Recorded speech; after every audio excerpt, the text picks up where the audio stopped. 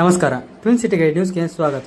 ಮಾಳಮಡ್ಡಿಯ ಪ್ರಹ್ಲಾದ್ ವಿದ್ಯಾರ್ಥಿ ನಿಲಯದಲ್ಲಿ ನಿಲಯ ಫೌಂಡೇಶನ್ ಸಹಯೋಗದಲ್ಲಿ ಶನಿವಾರ 1/11/2025 ಸಂಜೆ ನಡೆದ ಶಿಷ್ಯವೇತನ ವಿತರಣಾ ಕಾರ್ಯಕ್ರಮದಲ್ಲಿ ಹಿರಿಯ ಕಾಂಗ್ರೆಸ್ ಮುಖಂಡರಾದ ದೀಪಕ್ ಚಿಂಚೋರೆಯವರು ಮುಖ್ಯ ಅತಿಥಿಗಳಾಗಿ ಆಗಮಿಸಿ ಮಾತನಾಡಿ, ಯುವಕರು ತಂತ್ರಜ್ಞಾನದೊಂದಿಗೆ ಸಂಸ್ಕೃತಿಯನ್ನು ತಿಳಿಯುವುದು, ಜೀವನದಲ್ಲಿ ಅಳವಡಿಸಿಕೊಳ್ಳುವುದು ಅವಶ್ಯಕವಾಗಿದೆ ಎಂದರು.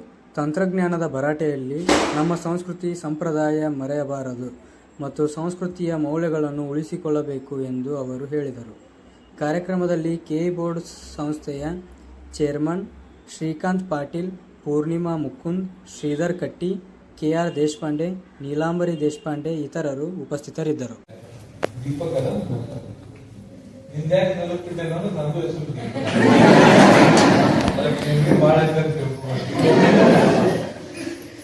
ಆಮೇಲೆ ನಮ್ಮ ವಕೀಲರು ಶ್ರೀಕಾಂತ್ ಪಾಟೀಲ್, ನಮ್ಮ ಅಮಿತ್ ಭಾಯ್ ಎಲ್ಲ ದೇಶಪಾಂಡೆ ಅವರು, ಕೃಷ್ಣ ದೇಶಪಾಂಡೆ,